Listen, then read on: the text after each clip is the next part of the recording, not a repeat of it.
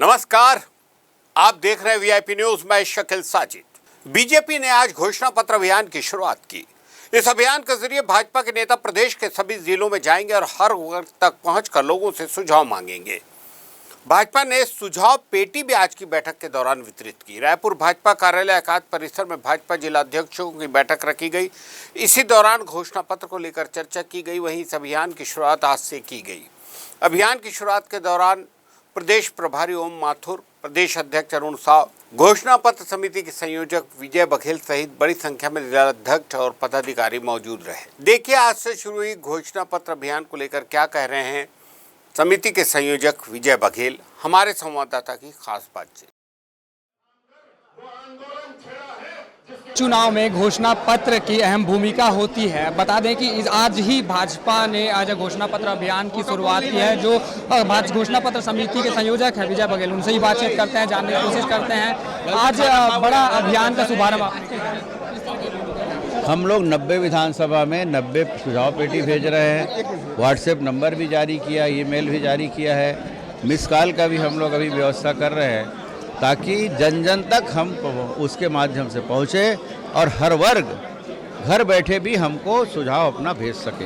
हर वर्ग तक पहुंचने के लिए स्कीम आपने निकाली है, सुझाव मांगे जाने हैं सभी से। पिछले बार कांग्रेस ने भी इसी तरह का जो खेल है वो खेला था, हर वर्ग तक पहुंचने की कोशिश की थी, सुझाव मांगे गए थे जिसके पास घोषणा पत्र तैयार किया गया था। क्या लगता है इस बार किस तरह के सुझाव मिल सकते हैं, किन किन वर्गों को टारगेट? वो लोग जो सब्जबाग दिखाए, जो धोखा दिए, जो फरेब किए, वो लोगों के सामने उजागर हो गया है। हमारा सत्यता पर आधारित घोषणा पत्र रहेगा। हमारे मोदी जी जो नारा देते हैं ना, सबका साथ, सबका विकास, सबका विश्वास, सबका प्रयास, उस भावना को हम इस घोषणा पत्र में समाहित करेंगे। और पूरे विश्वास के साथ मैं कहता हूँ कोई छलावा, कोई फरेब नहीं होगा। हम सेवा के लिए सरकार बनाते हैं, शासन करने के लिए नहीं बनाते। लेकिन उल्टा ये कांग्रेस ये शासन करने के लिए बनाती है और शासन में रह के हर वर्ग को डराना, चमकाया। भूया के भगवान किसान को चमका रहे आप। वर्मी कंपोस्ट लो, नहीं तो हम डीएपी नहीं देंगे, हम यूरिया नहीं देंगे, हम पोटाश नहीं देंगे। ये कहाँ की दादागिरी है? किसान अपने मन का मालिक है और किसान जो चाहे अपने खेत में डाले, लेकिन इस तरह के दादागिरी बंद करे। और किसान अब हताश है, निराश है, परेशान है और उनके मन में सिर्फ भाजपा ही दिख रही है। भाजपा को ही जिताने का संकल्प लिए। सभी जिलों में आप लोग पहुंचने वाले हैं, किन वर्गों को खास टारगेट करने की योजना है? किन वर्गों से? जो सभी वर्गों को, किसान भाइयों को, मजदूर को, महिलाओं को, युवाओं को, हमारे उद्योगपतियों को, हम फुटकर व्यापारियों को, हमारे खिलाड़ियों को, हमारे लोक कलाकारों को, हम अधिवक्ताओं को और जो छोटे छोटे पेंशनधारी हैं, बुजुर्ग, उनको भी, ऐसे भी शासकीय पेंशनधारी, उसको भी, सभी वर्गों को हम से मिलेंगे, उनकी भावना जानेंगे, उनसे राय लेंगे और उसके अनुसार हमारी घोषणा पत्र बनेगी। तो ये थे भाजपा जो घोषणा पत्र समिति है उनके संयोजक विजय बघेल, जिन्होंने आज जो है घोषणा पत्र के अभियान की शुरुआत की है। बड़ा अभियान है, माना जा रहा है कि सभी 90 विधानसभा क्षेत्रों में इस अभियान के जरिए भाजपा के नेता पहुंचेंगे और हर वर्ग तक पहुंचकर सुझाव मांगेंगे। अब देखना ये होगा कि इस बार के चुनाव में भाजपा के घोषणा पत्र में किन किन बिंदुओं को शामिल किया जाता है और क्या क्या जो सुझाव है वो इसमें शामिल होते हैं। कैमरा पर्सन होरीलाल साहू के साथ अंकित मिश्रा की रिपोर्ट, वीआईपी न्यूज, रायपुर। कांग्रेस विधानसभा चुनाव 2018 की जीत को बरकरार रखने के लिए संभागीय सम्मेलन, प्रशिक्षण शिविर और अब संकल्प शिविर कर जीत की रणनीति बना रही है। लेकिन प्रदेश में रायपुर दक्षिण एक ऐसी विधानसभा सीट है जहां कांग्रेसी चुनाव तो लड़ते हैं लेकिन अब तक फतेह हासिल नहीं हुई। इसे बीजेपी का भेद किला माना जाता है। इस सीट पर पिछले 33 वर्षों से कांग्रेस को हार का सामना करना पड़ रहा है। वहीं बीजेपी की तरफ से बृजमोहन अग्रवाल साथ रायपुर दक्षिण विधानसभा सीट, ये सीट बीजेपी के लिए हमेशा सेट रहती है। वहीं कांग्रेस के बड़े बड़े दिग्गज नेता आए लेकिन रायपुर दक्षिण विधानसभा सीट को फतेह नहीं कर पाए। यहां कांग्रेस के सारे राजनीतिक अस्त्र धरे के धरे रह गए। बृजमोहन अग्रवाल 1990 में पहली बार अविभाजित मध्य प्रदेश में विधायक बने। इसके बाद वो 1993, 1998 में भी अविभाजित मध्य प्रदेश में विधायक बने। फिर छत्तीसगढ़ राज्य के गठन के बाद वो लगातार 4 बार 2003, 2008, 2013 और 2018 में चुनाव जीत चुके हैं। मतलब अब तक 7 बार बृजमोहन अग्रवाल विधानसभा में जीत हासिल कर चुके हैं। 2018 विधानसभा चुनाव के आंकड़ों की बात करें तो बीजेपी के दिग्गज नेता बृजमोहन अग्रवाल 17,000 से अधिक वोट से जीतकर 7वीं बार छत्तीसगढ़ विधानसभा पहुंचे। 2018 में दक्षिण विधानसभा क्षेत्र से कांग्रेस की ओर से प्रत्याशी रहे कन्हैया अग्रवाल ने वीआईपी न्यूज से बातचीत के दौरान बताया कि अगर उन्हें क्षेत्र में जनता की सेवा करने का मौका मिला तो सड़क, बिजली, पानी और ऐतिहासिक धरोहर को पर्यटन स्थल के रूप में सजाने का सपना है। वीआईपी न्यूज़ की टीम लगातार दक्षिण विधानसभा का दौरा कर रही है और जान रही कि आखिर किस तरह से जो वोटर हैं, जो प्रत्याशी है वो इस बार चाहिए, क्योंकि 7 बार से लगातार दक्षिण विधानसभा में भारतीय जनता पार्टी यानी कि ब्रजमोहन अग्रवाल जीत कर आ रहे हैं। पूर्व प्रत्याशी रहे कन्हैया अग्रवाल वो हमारे साथ मौजूद हैं। कन्हैया जी, इस बार क्या कुछ मुद्दे रहने वाले हैं, चूँकि दक्षिण विधानसभा क्षेत्र में लगातार ब्रजमोहन अग्रवाल चुनकर आ रहे हैं, किस तरह से प्राथमिकताएं आप लोगों की जनता के बीच इस बार रहने वाली है? देखिए, ब्रिजमोहन जी जो चुन करके लगातार आए हैं, बहुत सारे अलग अलग उसके पीछे कारण रहा। कोई प्रत्याशी जो है रिपीट उस क्षेत्र में काम करने के लिए नहीं आया था। पिछला जितना भी चुनाव जिसने भी हारा वो लोग उस क्षेत्र को छोड़ करके दूसरे क्षेत्र में चले गए थे। ये पहली बार हुआ कि जब लगातार 5 वर्षों से मैं इस क्षेत्र में सक्रिय हूँ। चुनाव हारने के बाद से जिस तरह से सक्रियता के साथ हमने लोगों की समस्याओं का निराकरण किया है, लोगों के बीच जा कर के मिले हैं, लोगों के बीच जा कर के घुले हैं, तो वो सीधे तौर पर जो है आम जनता क्षेत्र की जो है वो हमारे साथ जुड़ी है, कांग्रेस के साथ जुड़ी है। और 5 साल की कांग्रेस की सरकार में जो कामकाज हुए हैं, इन कामों का लाभ भी कांग्रेस को मिलेगा कि जिस तरह संतरी से लेकर मंत्री तक को बिजली बिल हाफ हो रहा है और जिस तरह से एक चपरासी से लेकर चीफ सेक्रेटरी तक को जो है एपीएल बीपीएल में चावल की सुविधा उपलब्ध हो रही है, तो ये सरकार के काम जो हैं भी हमारे लिए जो है पूरी तरह से मददगार होंगे। और रायपुर दक्षिण का जो किला है जिसको अभेद्य कहते थे, वो अभेद्य था नहीं, अवसर कम मिल पाता था। आखिरी समय में डिक्लेरेशन होने की वजह से पिछली बार आपने देखा है कि ब्रिजमोहन जी के 7% वोट कम हुए हैं और हमारा 7% वोट बढ़ा है। तो ये अभेद्य जैसा कुछ भी नहीं था। इस बार जो बचा है, जो गैप है, वो गैप भी इस बार दूर होगा और कांग्रेस बड़े अंतर से ये चुनाव जीत करके आएगी। अच्छा, ब्रिजमोहन अग्रवाल की जो लोकप्रियता है दक्षिण विधानसभा में काफ़ी ज़्यादा देखने के लिए मिलती है। जनता कहती है कि दक्षिण विधानसभा में लगातार जो विकास के जो कार्य हैं वो ब्रिजमोहन जी करा रहे हैं और यही वजह है कि हम उन्हें लगातार चुनकर ला रहे हैं। क्या लगता है उनकी लोकप्रियता को किस तरह से कांग्रेस खत्म करेगी? देखिए, लोकप्रियता जैसी कोई चीज़, मतलब मुझे इसलिए नहीं कह रहा हूँ कि वो विरोधी प्रत्याशी हैं, लोकप्रियता जैसी कोई चीज़ पूरे क्षेत्र में दिखाई नहीं दी। यदि ऐसा होता तो मैं तो पिछली बार बिल्कुल नया प्रत्याशी था, वो अंतर और मेरा बढ़ना चाहिए था, पर वो अंतर जो है यदि उनका जो है 7% घट रहा है, हमारा बढ़ रहा है, इसका मतलब है कि उन्होंने उस क्षेत्र में कोई काम नहीं किया है। दक्षिण विधानसभा के मतदाताओं से जब हमने बातचीत की तो कई मतदाताओं का कहना है कि बदलाव बेहद जरूरी है।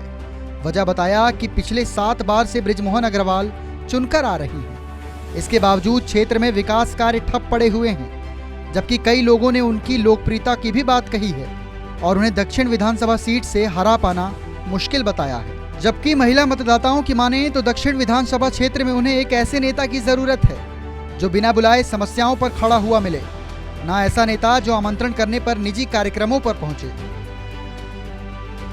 वीआईपी न्यूज़ की टीम दक्षिण विधानसभा पहुंची है। जैसे जैसे छत्तीसगढ़ में विधानसभा चुनाव की तारीख नज़दीक आ रही है, वैसे वैसे राजधानी रायपुर की दक्षिण विधानसभा में इस बार कवायद काफ़ी ज़्यादा तेज हो गई है। उम्मीदवार आखिर किसको इस बार बनाया जाएगा कांग्रेस से, क्योंकि देख रहे हैं कि पिछले 7 बार से विधायक हैं राजधानी रायपुर के दक्षिण विधानसभा से ब्रजमोहन अग्रवाल।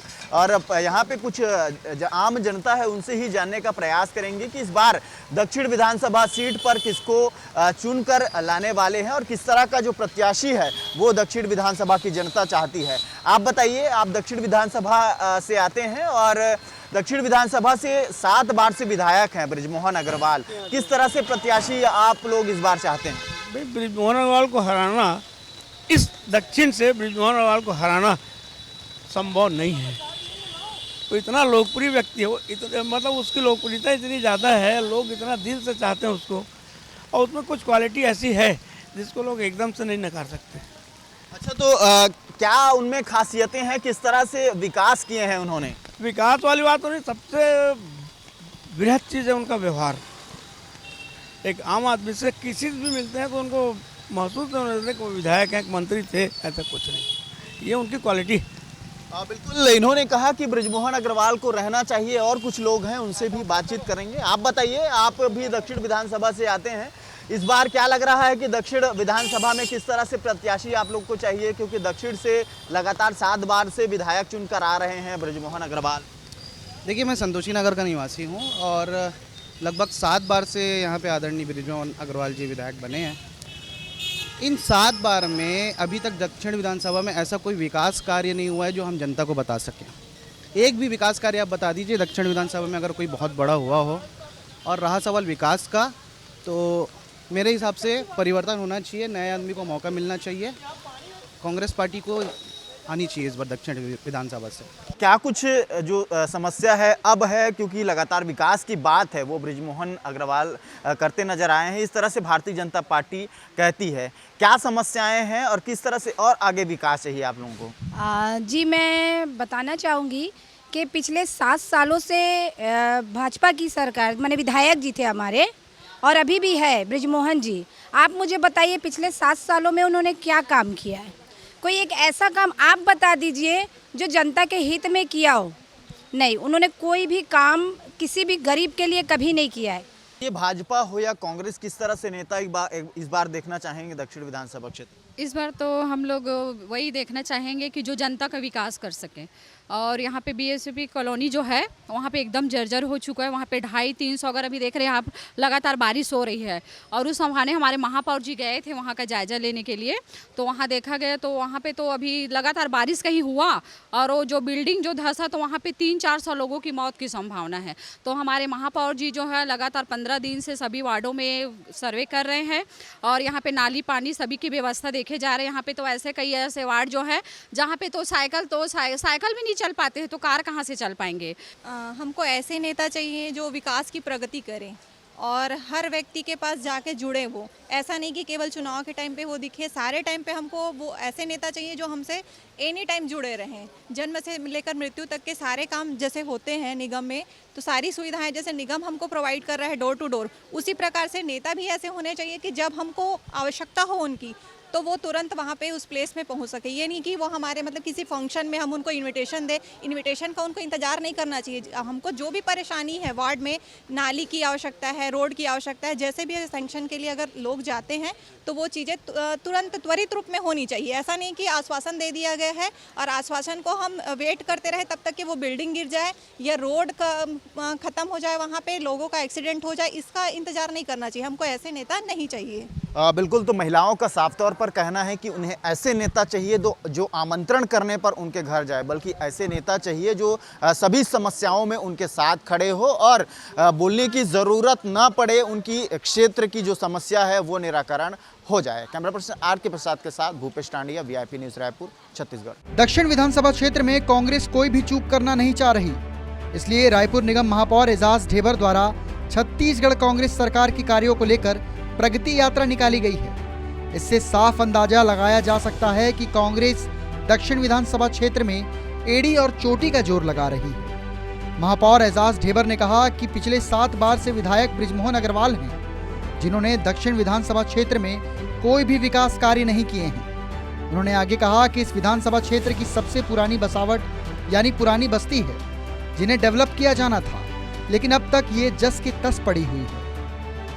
देखिए, मैं एक बात बोल रहा हूँ कि पिछले 15 साल में जो काम दक्षिण विधानसभा में होने थे वो काम हुए नहीं। ऐसा कोई भी यहाँ पर ऐसा माइल्ड स्टोन वाला काम है जो हमें दिखा नहीं कि ये माइल्ड स्टोन काम है। एक बात बताइए ईमानदारी से, पिछले 35 साल से वो विधायक हैं, एक कोई माइल्ड स्टोन काम बता दीजिए कि ये काम माननीय विधायक जी ने करवाया है। ऐसा कोई माइल्ड स्टोन काम नहीं है जो विधायक जी ने किया है।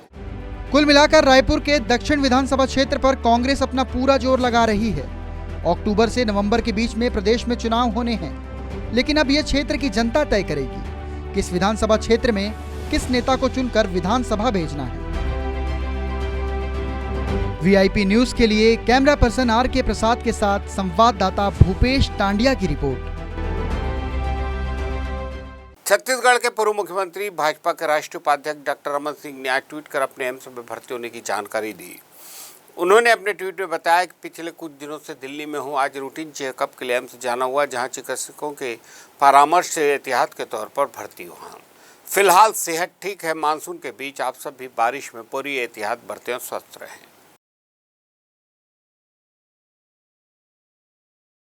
प्रदेश भर में बीते 3 दिनों से लगातार बारिश हो रही है, जिसके चलते लोगों का जनजीवन अस्त व्यस्त हो गया। कई जगह नदी और नाले उफान पर हैं तो कई जगह घरों में पानी घुस गया है।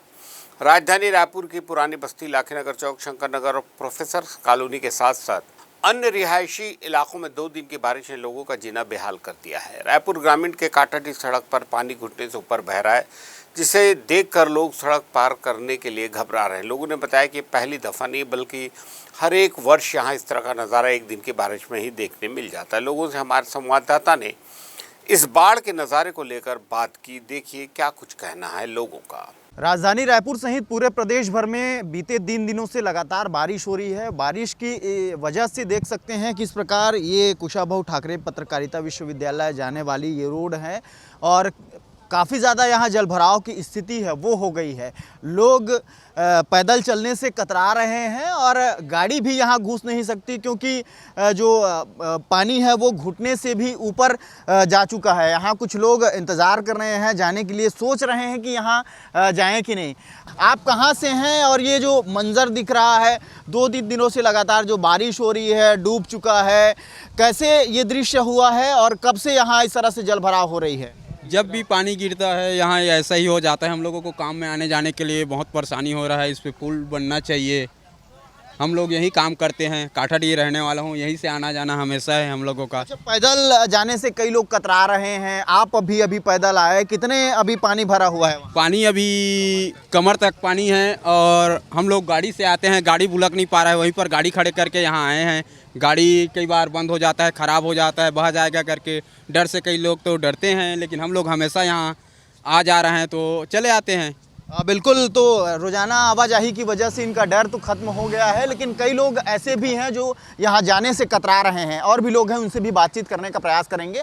आप बताइए, आप रेनकोट पहने हैं, अभी इसे पार करके आए हुए हैं, कैसा मंजर है, कितना पानी भरा हुआ? बहुत ज़्यादा है यहाँ, कम से कम घुटना तक से ऊपर है। इसमें बहुत दिक्कतें, पानी कम से कम यहाँ 10 बार हो गए आते, जब भी पानी गिरता है ना कम से कम 10 बार हो गया है।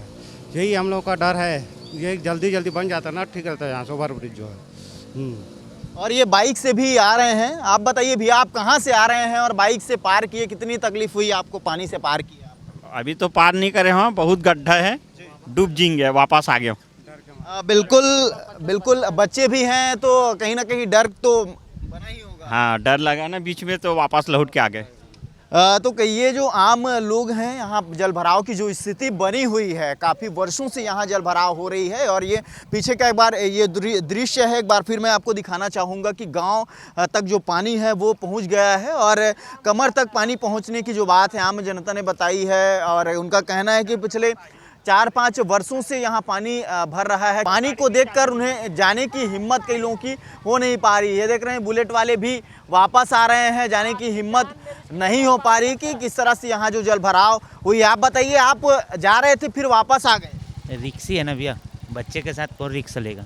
बिल्कुल, ये काफ़ी ज़्यादा रिस्की है और बच्चे भी बैठे हुए हैं, स्कूल जाते हैं, इधर आगे में स्कूल भी है, स्कूल जा रहे थे वो वापस आ गए क्योंकि काफ़ी ज़्यादा पानी भरा हुआ है। तो प्रशासन को इस पर ख़ास तौर पर ध्यान वो देना चाहिए, क्योंकि काफ़ी वर्षों से यहाँ जो जलभराव है वो हो रही है। कैमरा पर्सन आर के प्रसाद के साथ भूपेश टांडिया, VIP न्यूज़ रायपुर, छत्तीसगढ़। लेते हैं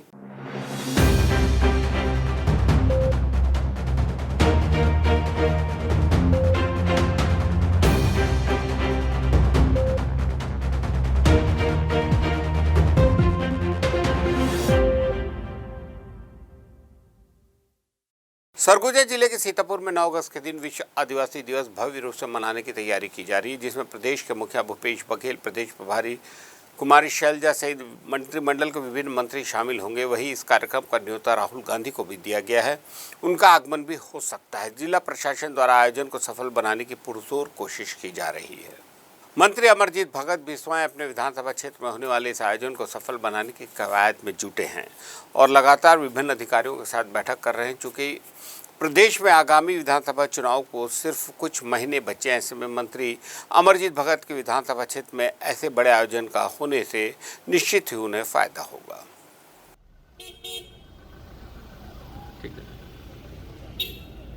माननीय मुख्यमंत्री जी 9 अगस्त आदिवासी दिवस के दिन यहाँ कार्यक्रम में शिरकत करने वाले हैं। इसका आयोजन सीतापुर में हो रहा है, उसकी तैयारी चल रही है। उसी संदर्भ में विभागीय अधिकारियों से चर्चा हो रही थी और सभी को मिलजुल करके बढ़िया संपादित करना है, इसको सफल करना है। उसे पट्टा वितरण, चेक वितरण, कृषि औजार का वितरण, अन्य विभागों का जो वितरण कार्यक्रम वो भी है और कल्चर प्रोग्राम भी है। सभी नाचेंगे, झूमेंगे आदिवासी दिवस को।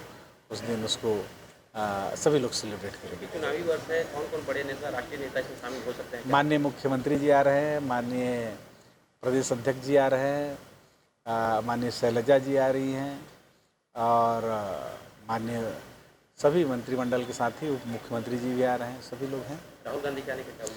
माननीय राहुल गांधी जी को न्योता भेजा गया, अभी तक वहाँ से कोई कंसेंट लेटर नहीं आया है। दुर्ग नगर निगम की सड़कों का हाल बेहाल है। पता नहीं चलता कि सड़कों में गड्ढे हैं या गड्ढे में सड़क। अमूमन शहर भर की सड़कें पूरी तरह से जर्जर हो चुकी हैं।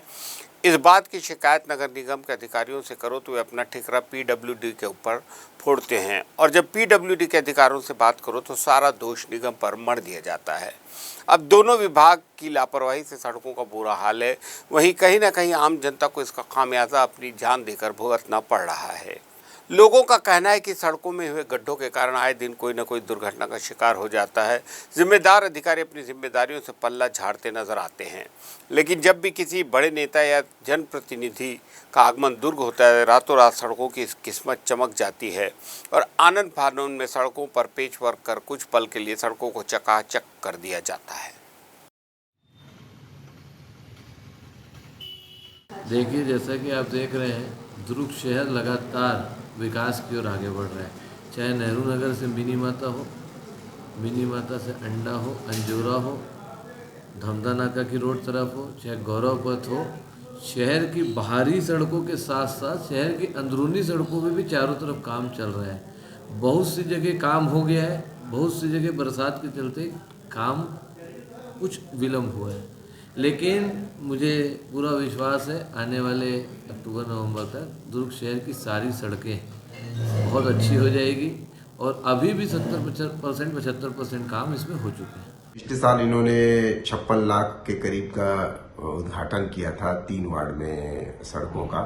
क्या वहां पर आप उसी वार्ड में चली गए? 30 वार्ड नंबर 30, वार्ड नंबर 31 और वार्ड नंबर 32, इन दोनों ने लोकार्पण किया था, विधायक जी ने और महापौर धीरज पाकलीवाल जी ने। तो क्या वहां पर पूरा हो गया?